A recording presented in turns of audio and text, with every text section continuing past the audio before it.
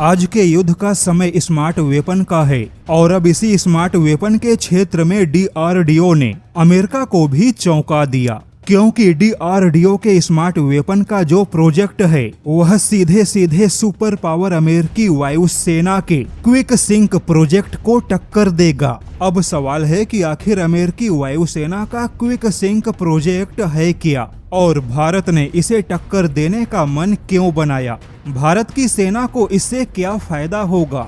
तो चलिए इस पूरी खबर को डिटेल में समझाते हैं। जैसा कि भारत के पास में दुश्मन के युद्धपोत को डुबाने के लिए मुख्य तौर पे ब्रह्मोस जैसा एंटी शिप क्रूज मिसाइल मौजूद है। इसके अलावा हार्पून मिसाइल भी है जो कि अमेरिका से खरीदा गया, लेकिन इसकी रेंज केवल 125 किलोमीटर है, जो कि एयर लॉन्च वर्जन है और इसे भारत के अमेरिकी पोसेडॉन से ही छोड़ा जा सकता है। हालांकि इसके अलावा भी भारत के पास में कुछ ट्रिकली वेपन मौजूद हैं जो कि दुश्मन के युद्धपोत को डुबा सकते हैं, लेकिन अब भारत अपने एंटी शिप हथियारों की क्षमता को बढ़ाने वाला है। भारत की नौसेना और वायुसेना के पास में दुश्मन के युद्धपोत को डुबाने के और भी ज्यादा विकल्प होंगे और इसी को ध्यान में रखते हुए DRDO ने भारत की नौसेना और वायुसेना के फाइटर जेट के लिए स्मार्ट एंटी शिप प्रिसीजन यानी कि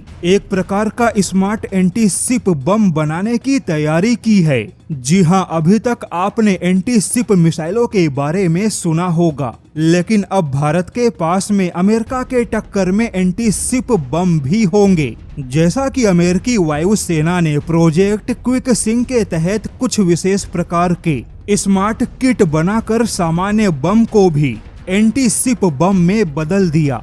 अमेरिका ने क्विक सिंक प्रोजेक्ट के तहत 500 पाउंड से लेकर 2000 पाउंड के एंटी शिप म्यूनिशंस किट को तैयार किया और अब भारत भी दुश्मन के युद्धपोत के खिलाफ ऐसी ही तैयारियां कर रहा है। हालांकि भारत के पास में स्मार्ट बम और स्मार्ट किट मौजूद है, लेकिन अभी तक यह एक बड़े सैन्य ठिकाने या ओपन ग्राउंड अटैक के लिए मौजूद है। लेकिन अब भारत के पास में ऐसे स्मार्ट किट, स्मार्ट बम या स्मार्ट म्यूनिशंस होंगे जो कि बहुत ही कम खर्च में दुश्मन के युद्धपोत पे सटीक हमला करने में सक्षम होंगे।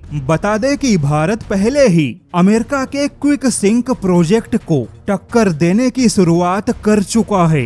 जैसे कि DRDO ने supersonic missile assisted release of torpedo बनाया, जिससे कि 45 किलोमीटर के रेंज का टॉरपीडो भी 650 किलोमीटर तक अटैक करने में सक्षम होगा। और भारत की ऐसी उपलब्धि अमेरिका के क्विक सिंक कार्यक्रम को ही टक्कर था।